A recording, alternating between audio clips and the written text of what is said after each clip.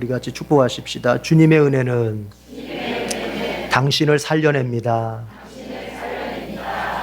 오늘 설교 제목이요, 주님의 은혜는 죽은 인생과 환경을 살려낸다 입니다.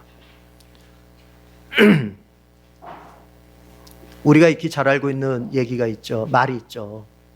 가화만사성이라는 말이 있죠.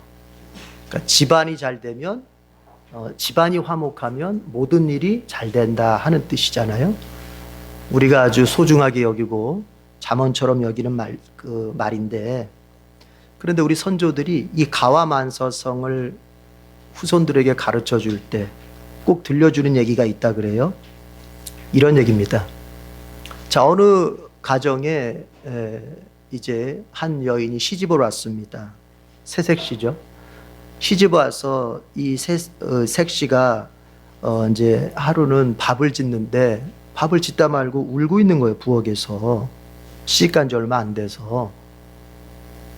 그 새색시가 이렇게 아주 행복하고 기쁘고 이렇게 있어야 되는데 밥을 짓다 말고 부엌에서 울고 있으니 그 광경을 남편이 이제 보게 됐어요. 그래서 남편이 물어봤어요. 왜 울고 있냐고. 근데 이 아내가 하는 말이, 아니 밥을 태웠다고.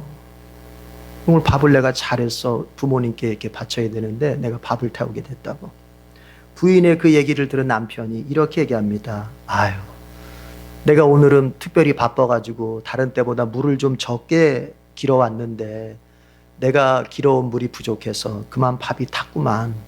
내 잘못이네, 내 잘못이야 하면서 자기를 탓하는 거야. 아내를 탓하지 않고. 그러니까 이 말을 들은 부인은 눈물을 그치기는커녕 어때요? 남편의 그 따뜻한 말이 너무 감격스러워서 더 우는 거야.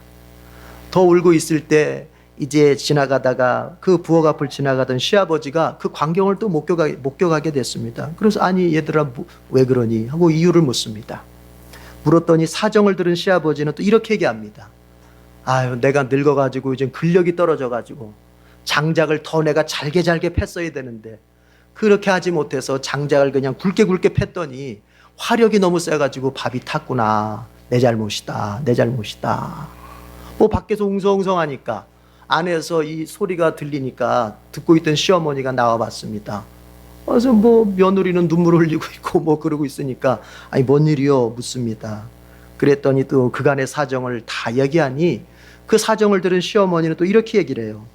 내가 늙어가지고 이제는 밤 냄새도 제대로 못 맡고 내가 며느리에게 밤 내려놓은 때를 잘 알려줬어야 되는데 그걸 내가 잘 알려주지 못해서 그만 밥이 탔구나. 내 잘못이다. 내 잘못이다. 이렇게 얘기했다는 거예요. 가화만사성을 이야기할 때 이 얘기를 들려주면서 가화만사성을 논했다는 거 아닙니까? 여러분, 이 가족들이 보여준 모습은 뭐예요? 허물을 서로에게 전가하지 않고 서로를 비난하지 않고 오히려 그 허물을 내가 뒤집어 쓰면서 나 때문이라고, 내가 잘못해서 그렇다고 허물을 뒤집어 쓰면서 상대를 더 위로해주고 격려해주고 이해해주는 마음 아니겠습니까? 여러분, 모두가 가화만사성은 좋아합니다. 가정이 화목해야 일이 잘 된다. 그러니까 다 좋아합니다. 어른들도 입버릇처럼 얘기합니다. 그러나 그 가화만사성이라고 하는 그 열매는 그냥 얻어지는 게 아니에요.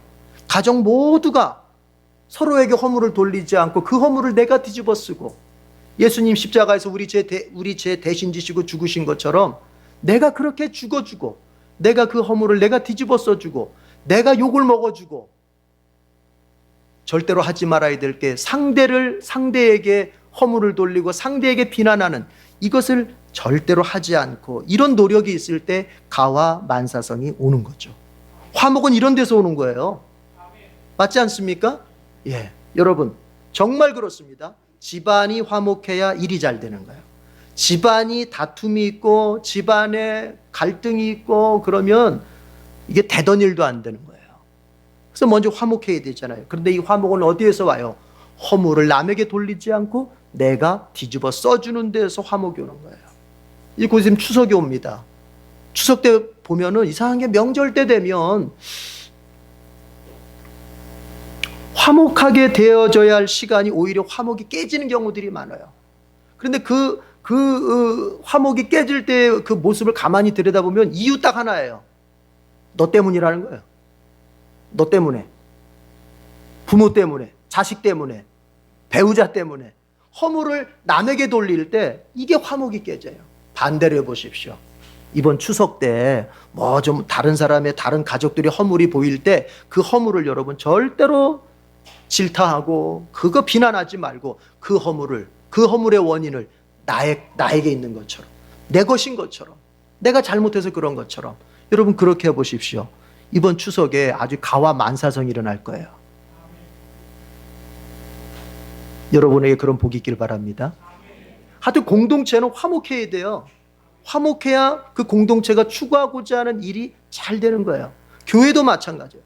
하나님이 부흥을 어디에다 두실까? 맨날 싸우고, 목회자와 성도가 서로 싸우고 서로 헐뜯고, 성도가 서로 싸우고 헐뜯고, 그런 데다 부흥을 주시겠어요? 그런 데다 성장을 주시겠어요? 안 되죠. 주면 안 되죠. 교회가 화목해야 돼요. 목회자와 성도 사이 화목하고, 성도와 성도 사이 화목하고, 우리 중직자들과 중직자들끼리 화목하고, 중직자들과 다른 성도들이 화목하고, 구역장과 구역원들이 화목하고, 이렇게 화목이 있을 때 만사성, 거기에 이제 잘 되는 일이 있는 것입니다. 여러분에게 잘 되는 일이 있길 바랍니다. 우리 축복하십시다. 이렇게 축복하십시다. 이번 주에 잘 되는 일이 생길 겁니다. 화목해야 돼요. 그런데 여러분, 화목해지면 모든 일이 잘 된다 하는 이것은 영적인 법칙에서도 통하는 거예요. 이게 꼭 우리 현실에서만 통하는 게 아니에요. 가정에서만 통하는 게 아니에요. 화목하면 일이 잘 된다, 모든 일이 잘 된다, 이거는 영적인 법칙에서도 통합니다. 여러분, 하나님은 이스라엘 자손들에게 가나안 땅을 주시면서 이렇게 말씀하셨습니다. 그 땅은 젖과 꿀이 흐르는 땅이다. 가나안 땅을 가리켜서 젖과 꿀이 흐르는 땅이래요. 그러나 실제로 보면요, 우리 대한민국 땅이 더 젖과 꿀이 흘러요.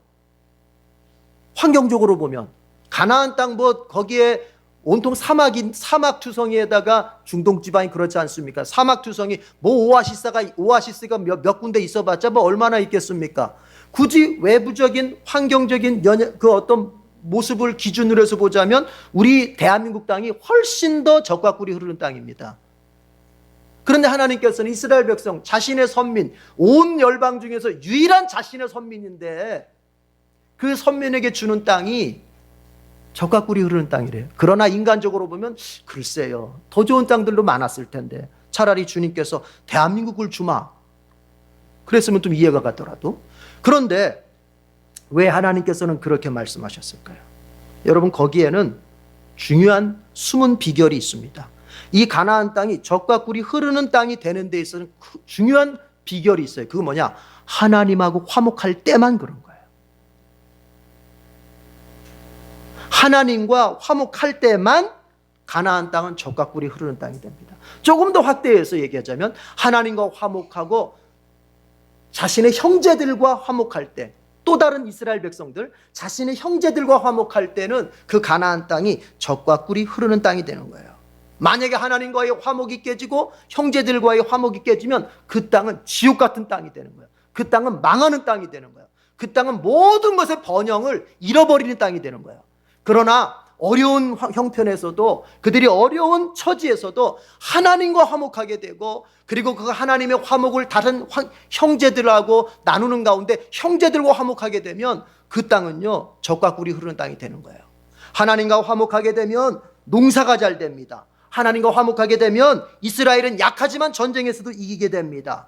하나님과 화목하게 되면 그들의 내적인 삶, 신앙적인 삶에 기쁨이 있습니다. 하나님과 화목하게 되면 그들의 현실의 삶에 행복이 있습니다.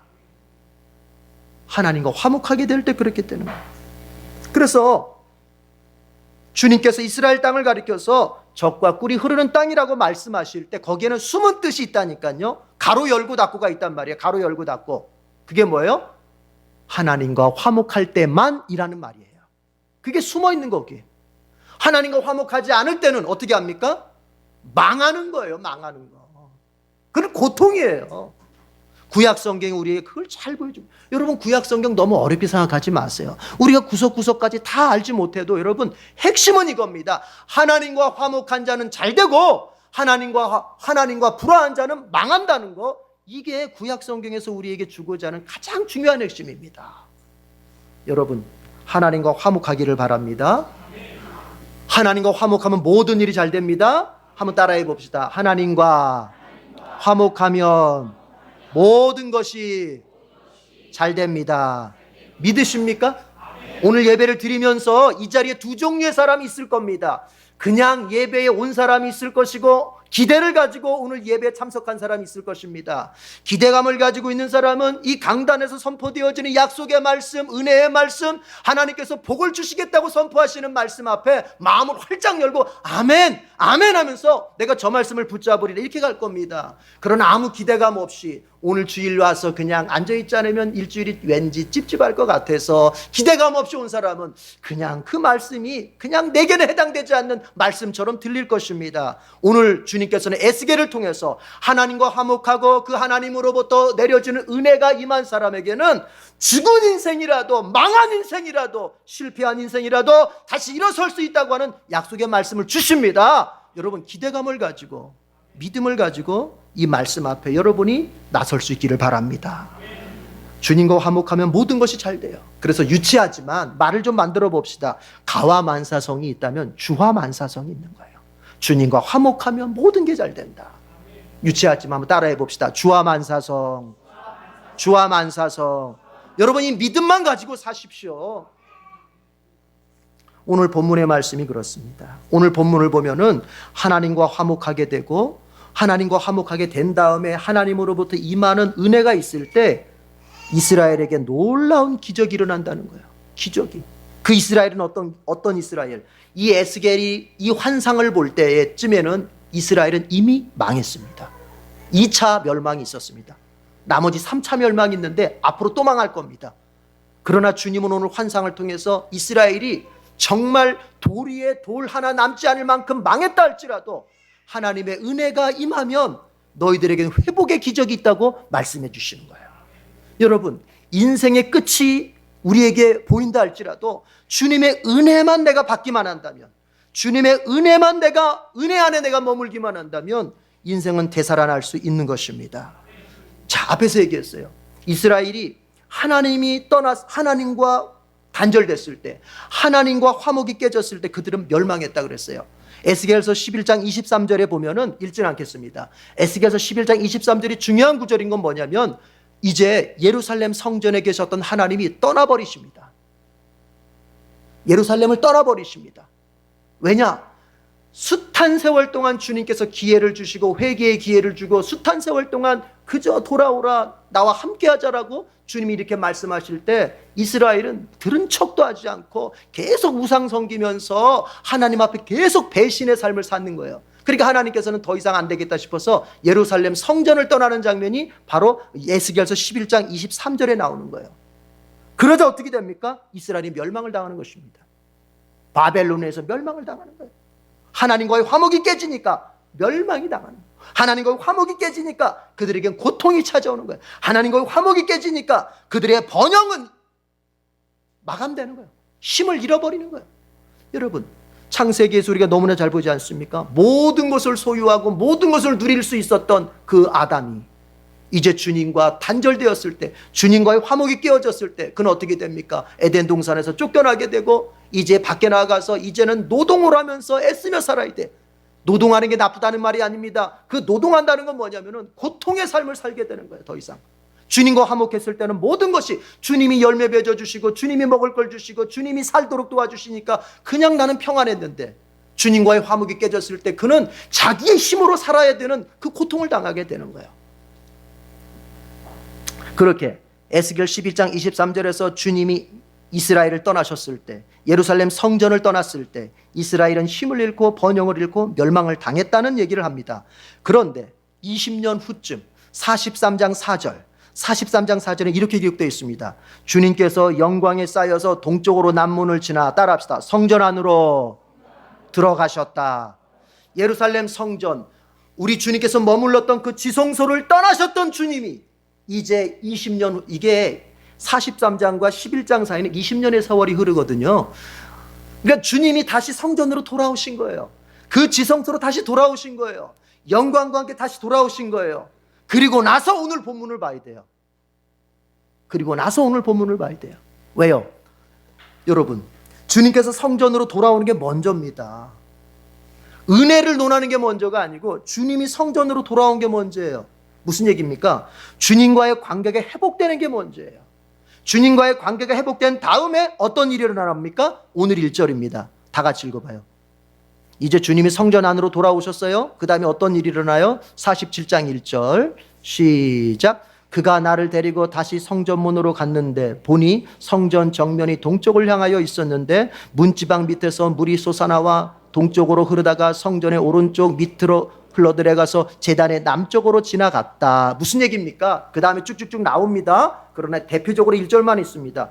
주님이 다시 오신 성전, 더 정확히는 지성소와 성소. 여러분, 성전 하면은 큰 개념이잖아요. 그 성전, 울타리까지 큰 개념 아닙니까? 울타리까지 낀 큰 개념이잖아요. 그 안에 뭐가 있어요? 성소가 있잖아요. 성소와 지성소, 그 성소가 있잖아요. 그 성소 문지방에서부터 뭐가 흘러나와요? 물이 흘러나온다는 거예요. 그 물이 흘러나와서 그게 제단이라고 말하면 번제단을 말하는 겁니다. 번제단 오른쪽, 남쪽으로 해가지고 그것이 스며들었다가 또 다시 흘러서 나오는데 보니까 어디서 흘러나오느냐? 성전, 이제 큰 개념의 성전, 뜰을 포함한 성전. 여러분, 성전의 대문이 어디, 동서남북 중에 어디에 있어요? 우리 출애굽기 할 때, 성막 할 때 배웠잖아요. 성전은 성막을 이제 더 크게 만든 거니까. 여러분, 성전의 그 대문은 동쪽에 있잖아요. 동쪽. 그 동쪽 문은 바로 성전의 대문을 말하는 거예요. 그러니까 지성소에서부터 흘러나온 그 물이 번제단을 거쳐서 그것이 또 성전의 대문, 동쪽 문에서 딱 다시 이제 지하로 들어갔던 물이 흘러나와서 어디로 가요? 아라바 광야를 거쳐서, 아라바 광야, 요단계곡이라고도 하는데 아라바 광야를 거쳐서 어디까지 내려가요? 저 남쪽 사해까지 간다는 거예요. 사해까지. 그런데 주님이 이렇게 말씀하십니다. 그 물이 흘러가는 그 물이 닿는 모든 곳은 죽었던 것이 다 살아날 것이다. 여러분, 먼저 중요한 것은 이겁니다. 여러분 안에 주님이 있습니까? 여러분의 가정 속에 주님이 있습니까? 여러분이 하고자 하는 그 일 속에 주님이 계십니까? 주님이 떠나면 우리는 아무것도 감당 못해요. 주님이 우리를 홀로 놔두면 우리는 아무것도 할 수 없어요. 여러분, 여기서 주님이 예루살렘 성전을 떠났다고 하는 게 관계가 너 내 자식 아니다, 내 백성 아니다, 이걸 말하는 게 아니에요.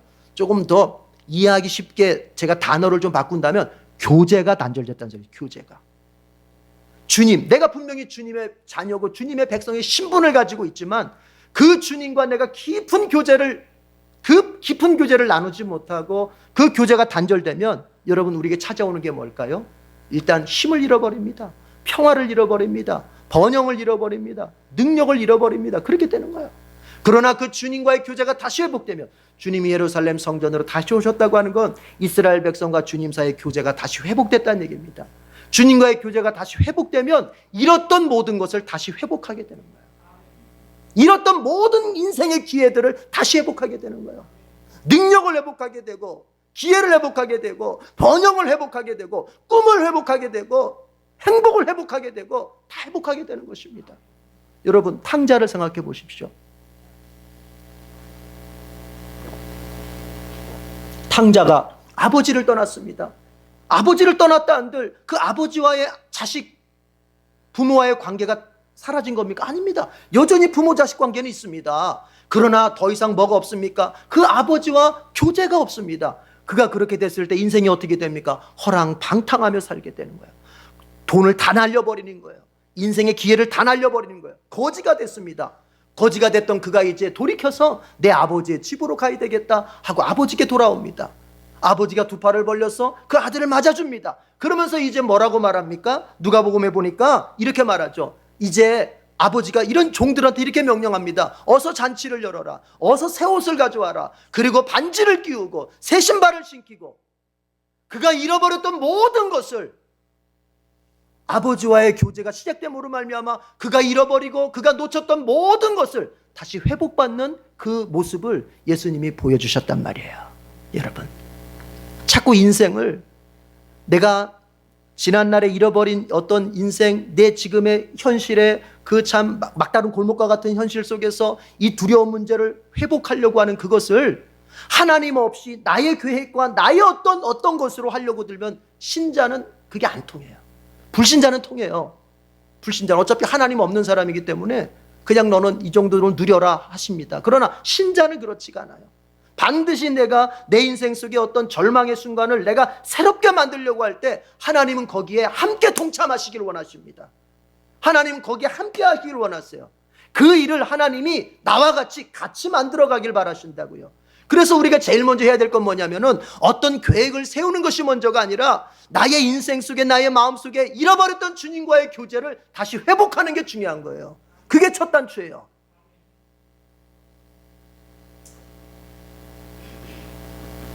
그거 없이 인생의 새 기회를 만들려고 하면 안 돼요. 먼저 주님과의 나와의 잃어버린 교제를 회복할 수 있어야 돼요. 그러면 어떻게 됩니까? 이제 주님께서 은혜를 부어주시는 거예요. 은혜를 부어주시는 거예요. 그게 뭡니까? 바로 오늘 성전, 주님이 예루살렘 성전에 찾아오셨습니다. 교제가 회복이 됐잖아요. 그때 이제 그 주님으로부터 뭐가 흘러나옵니까? 은혜의 물이 흘러나오기 시작하는 거예요. 은혜의 물이.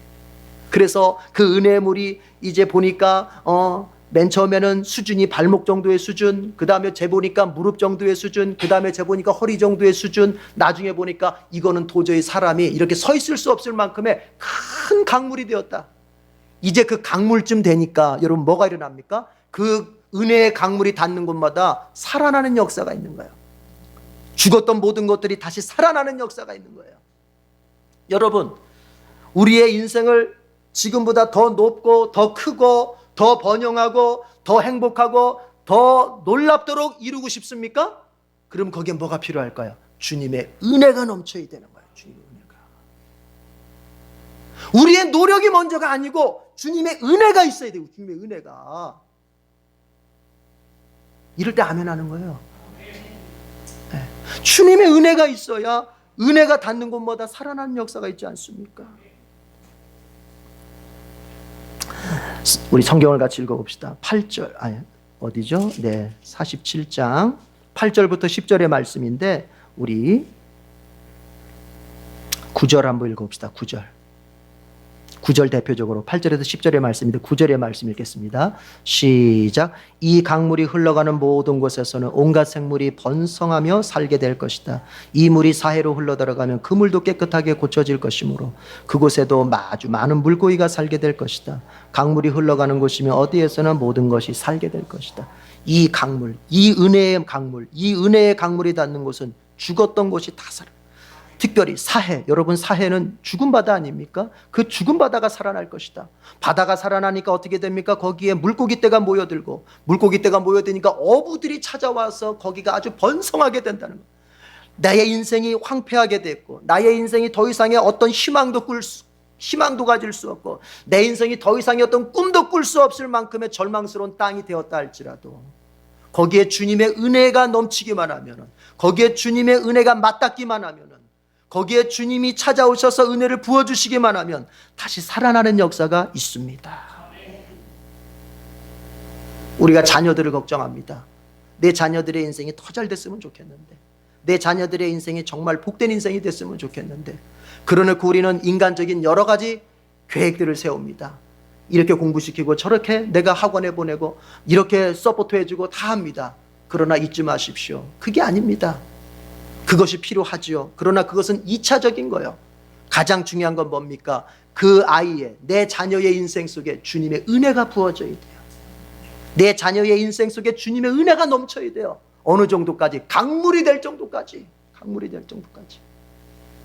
우리가 잘 알고 있는 어거스틴은 방탕합니다. 10대에 벌써 망가진 인생을 살았습니다. 그러나 그 어머니 모니카가 주님 앞에서 눈물로 기도할 때 그 밀라노 성당에 목회자였던 암브로시오스가 기도하는 어머니를 둔 자식은 절대로 망하지 않는다. 왜요? 기도하는 어머니가 있을 때 자식에게 하나님의 은혜가 임하거든요. 기도하는 부모가 있을 때 자식에게 하나님의 은혜가 임하거든요. 그 말을 바꿔 말하면은 하나님의 은혜가 임한 자식은 절대로 망하지 않는다. 지금은 비록 방탕할 수 있고 지금은 비록 모자랄 수 있고 지금은 비록 방황할 수도 있겠지만 그럼에도 불구하고 그 부모가 끝까지 주님 앞에 기도하고 그 자녀를 위하여 믿음으로 주님 앞에 기도할 때 우리 주님께서는 그 자녀에게 은혜를 부어주셔서 반드시 그 자녀가 잘되게 하신다는 것입니다. 여러분, 무엇으로 내 자녀의 인생 울타리를 쳐주겠습니까? 세상의 어떤 권력, 세상의 돈, 세상의 그 어떤 것이 아닙니다. 내가 많은 재산을, 많은 권력을 물려줘서 내 자식의 울타리가 되는 것이 인생의 울타리가 되는 것이 아닙니다. 주님의 은혜가 울타리가 돼줄 수 있어야 돼요. 주님의 은혜가 내 자녀의 울타리가 돼줄 수 있어야 돼요. 그래야 내 자녀가 삶을 제대로 살아갈 수 있는 것입니다. 한번 따라해 봅시다. 최대의 은혜는 예수 그리스도이시다. 오늘 본문에서 이걸 말해주고 있습니다.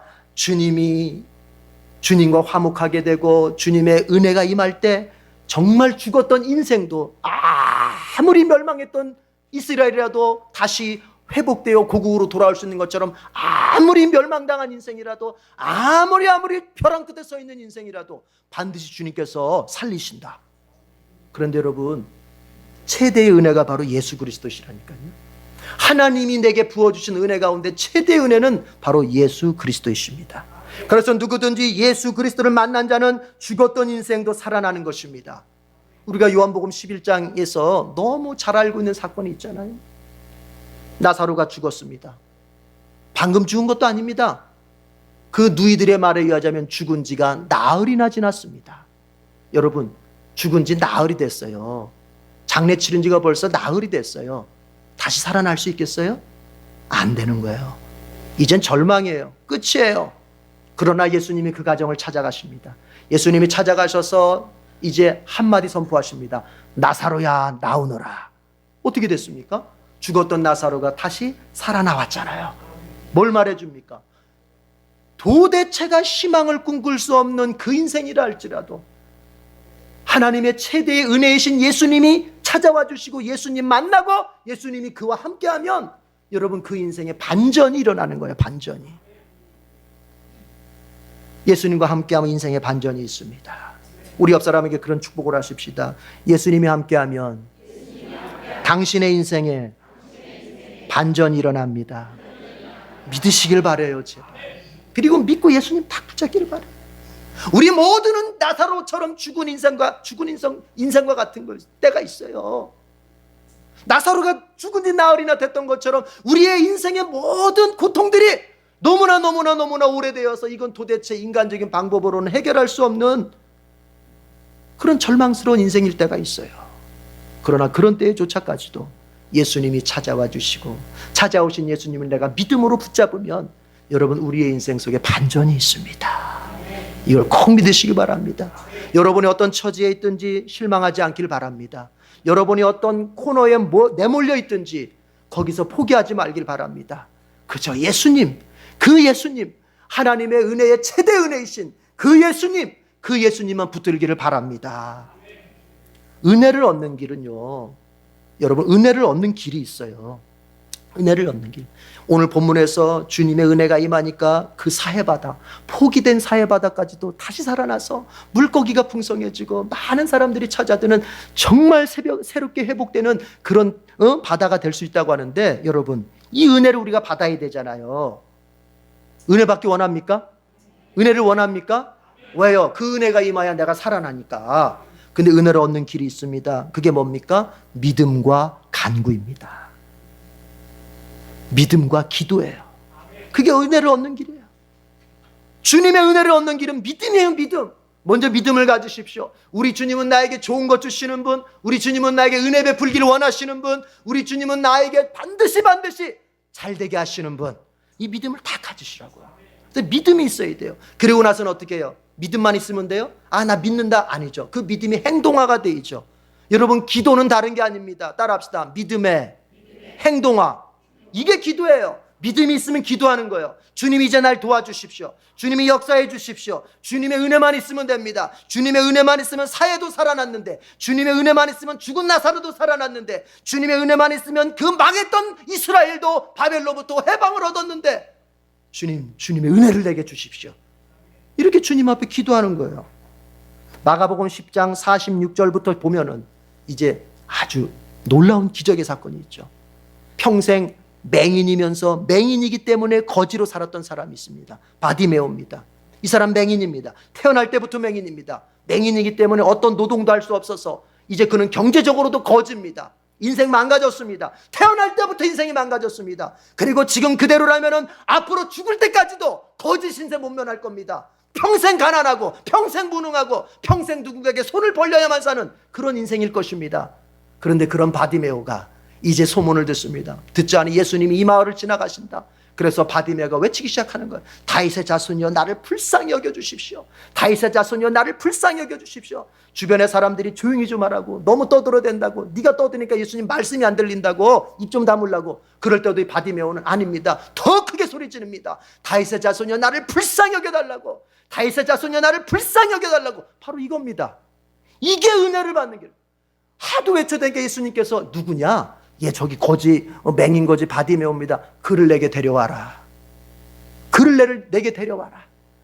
여러분, 거기에는요, 이름난 사람도 많았고, 거기에는 멀쩡한 사람도 많았고, 잘 사는 사람도 많았고, 근데 주님이 다 마다하고, 맹인 거지. 그러나 뭐가 있었던 사람, 믿음이 있었고, 기도가 있었던, 간구가 있었던 그 사람을 주님이 딱 기억하시면서 그를 내게 데려와라.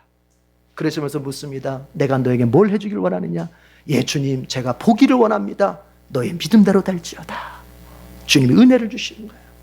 여러분, 환경이 어렵다고요? 이것 때문에 저것 때문에 안 된다고요? 가만히 생각해 보십시오. 나에게 믿음 있는지 보십시오. 나에게 믿음이 있는지 보십시오. 그리고 그 믿음의 행동화인 기도가 매일매일 내게서 일어나고 있는지 보십시오. 내게 믿음이 있고 기도만 있다면 우리 주님은 어떠한 벼랑 끝 환경 속에서도 나를 다시 살려내실 수 있습니다. 오늘의 말씀이 그겁니다. 에스겔아, 너희 민족, 너희 나라가 망했다 하더라도 내가 반드시 은혜를 베풀어 너희들을 바벨론으로부터 내가 구해낼 것이다. 실제로 그렇게 됩니다. 실제로 그렇게 됩니다. 이제 이 바벨론, 여러분, 바벨론은요, 미국과 같은 나라예요. 오늘날 초강대국, 누구도 상대할 수 없는. 그런데 그 바벨론을 이제 메사라고 하는 이쪽 민족이 일어나가지고 뒤엎어버리는 거예요. 그냥 작은 나라가 점점점 커지더니 이 바벨론을 뒤엎어버리는 거예요.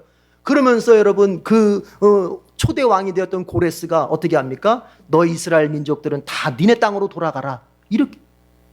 이게 상상이 됩니까? 도저히 생각할 수 없는. 아니, 왕이 즉위하자마자 하는 일이 뭐냐면 이스라엘 민족은 니네 이스라엘 땅으로 돌아가라는 거예요. 바벨론 시대 때 끌려갔던 이스라엘 민족, 너희 돌아가서 성전 지으라는 거예요. 여호와를 위해서. 주님이 이방의 왕을 사용해서 이스라엘 백성을 구해주시는 거예요. 여러분, 주님의 계획은 내 생각보다 높습니다. 주님의 계획은요, 내 지혜보다 큽니다. 아니, 이런 환경 속에서 어떻게 방법이 나올 수 있을까? 이런 환경 속에서 어떻게 어떤 길이 있을 수 있을까? 나로서는 안 보입니다. 나로서는 안 보이지만 주님 눈에는 훤히 보입니다. 이게 주님이 하시는 말씀, 이사야를 통해서 너희 생각과 나의 생각의 차이는 하늘과 땅만큼의 차이다. 우리가 그렇잖아요. 자녀들 보면은, 여러분, 그래도 인생을 오래 산 부모는요, 이게 보면은 자녀들이 그래, 이거 어떡하지 고민해요. 근데 어른들의 눈에는 뭐예요? 이거 이렇게 하면 되잖아. 보일 때 있어요, 없어요? 있지요. 우리 인생도 마찬가지예요. 지금 여러분이 직면한 경제적인 문제, 어쩌면 여러분 인생 그 고달픈 문제에서 길이 안 보이고 답이 안 보이고 답답할 수 있습니다. 그러나 우리 하나님은 길을 알고 계시고 답을 알고 계십니다. 문제는 뭐예요? 그 주님을 내가 믿음으로, 기도로 찾아야 돼. 그래서 그 주님과 내가 교제가 회복되고 주님의 그 은혜가 내게 임해야 되는 거거든요. 여러분, 우리가 힘써야 할 것이 있다면 바로 거기에 힘을 써야 되는 거야. 믿음과 기도로 주님의 은혜를 막 내게 흐르도록 그렇게 막 끌어당겨야 되는 거예요. 우리가 그거에다 힘써야 돼요. 그러면 기적은 일어납니다. 오늘날 여러분, 미국에서 영화 하면은 뭐가 생각나요? 헐리우드잖아요. 근데 그 헐리우드가 있는 곳은 지금 저쪽 서부 쪽이잖아요. 서부. 여러분도 뭐 저보다 더 잘 아시겠지만 서부 쪽은 사막이거든요. 그쪽이. 그래서 거기는 뭐 별 볼 게 없는데 미국의 그 헐리우드가 그쪽에 서 있잖아요. 근데 처음에 그렇게 원래 미국의 영화 산업이 동부 쪽에서 먼저 크게 발전한 거예요. 동부 쪽이 서부 쪽하고는 관계가 없이. 동부 쪽에서 우리가 지금 이름만 대도 아는 영화사들, 뭐 유니버설사 뭐 이런 영화사들이, 파나마운트 뭐 이런 영화사들이 동부 쪽에서 번성을 했었던 거예요.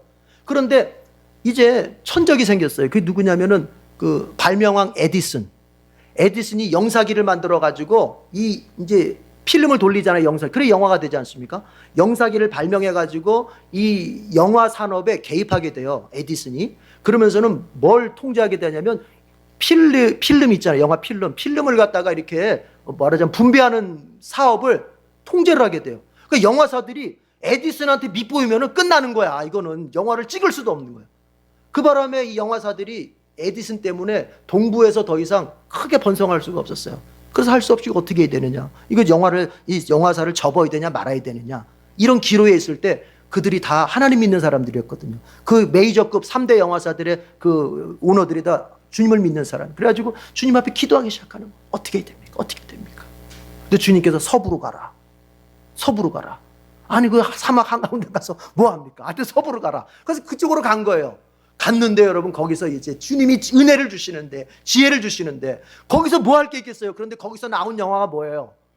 클린트 이스트우드의 황야의 무법자 보셨어요? 서부 영화가 그때부터 나온 거예요. 그때부터. 아니 영화 찍을 게 없어요 여기는 도대체. 근데 뭐가 나온 거예요? 그 황야의 무법자, 또 장고, 내 이름은 트리니티. 저거 재밌게 봤는데 우리 아버지랑 같이. 여러분들 보셨죠? 그 서부 영화, 오케이 목장의 결투, 이런 영화들이 거기서 그때 나오면서 막 대박을 친 거예요. 대박을. 그러면서 아예 거기다가 헐리우드라고 하는 영화, 서부 영화 및 영화 세트장을 지은 거 아닙니까? 길이 안 보였습니다. 이제 이 사람 때문에 우린 망했다. 더 이상 여기서 영화의 번성은 끝났다. 더 이상 끝났다. 이제 길이 없다. 그럴 때 주님께 믿음으로 기도하기 시작했을 때 주님은 가라. 서부로 가라. 여러분, 주님은 길을 예비하고 계셨던 거예요. 이제 보십시다. 여러분의 길이 막혔습니까? 도대체가 내게는 어떤 돌파구가 안 보입니까? 먼저 이것부터 생각하십시다. 이것부터 점검합시다. 주님과 내가 지금 영적으로 교제하고 있는지 보십시다. 믿음을 가지십시다. 그리고 기도하십시다. 주님과의 교제를 회복하고, 그러면 주님이 내게 은혜의 강물을 흐르게 하셔서 내 힘으로는 드러낼 수 없었던 나의 인생의 문제들을 주님이 들어주심으로써 내게 새 길이 열릴 것입니다. 여러분의 믿음을 가지고 기도할 때 잊지 말 거 있습니다. 이거 하나 딱 짚고 갑니다. 여러분, 오늘 보니까 물이 처음부터 강물이 된 게 아닙니다. 처음부터 가서 이제 천사가 에스겔한테 천자를 가서, 여기서 말한 천자는 530m 정도 된다고 봐요. 주석에 보니까 530m 정도. 한 500m 정도 가서 재보고, 또 1km 가서 재보고, 1.5km 재보는데 처음에는 발목 정도의 물 수준, 그 다음에는 무릎 정도의 물 수준, 그 다음에 세 번째로 허리 정도의 물 수준. 그러다 강물이 된 거예요. 무슨 얘기입니까? 우리가 주님 앞에 믿음으로 간구하고 믿음으로 기도할 때 뭐가 필요해요? 인내가 필요한 거예요. 인내가. 처음에 주님이 확 주실 때도 있지만, 우리 주님께서 그렇게 하시기보다는 내게 어떤 믿음이 조금씩 차오르도록, 은혜의 강물이 조금씩 차오르도록, 따라합시다. 모든 것에는 과정이 있다. 이거를 무시하지 마십시오. 우리 기독교인들이 조급함이 있어요. 우리 기독교인들에게는 은혜조차도 조급함이 있어. 뭐냐? 한 번 기도해가지고 한 번 대박 났으면 좋겠어. 나 한 번 기도할 때 막 주님이 내게 그냥 막 이상한 체험시켜가지고 한 번에 뭔가 신앙이 됐으면 좋겠어. 이렇게 얘기할게요. 그렇게 얻은 사람은 그렇게 버리게 돼 있어요. 쉽게 얻은 사람은 쉽게 날리게 돼 있다고. 아시겠습니까? 제가 교회 역사를 보니까 옛날 그 어떤 목사님이 있어요. 제가 이름은 안 되게, 너무 유명한 목사님 이름 안 되겠어요. 근데 그 목사님이 주님 앞에 기도해가지고 촥 내게 은사 주시고 능력 주시고 확 기도해가지고 한 3일 기도해가지고 받아버렸어. 그래가지고 막 기적도 일으키고 다 했어. 근데 나중에 그 땅에 김일성이 들어올 때, 아, 김일성 만세! 이렇게 됐어. 은혜 받고 능력 있었던 목사님이 김일성 만세! 김일성 편 들어주고 김일성이, 그래가지고 교회 역사 속에 창우점을 남겼어요. 무슨 얘기입니까, 여러분?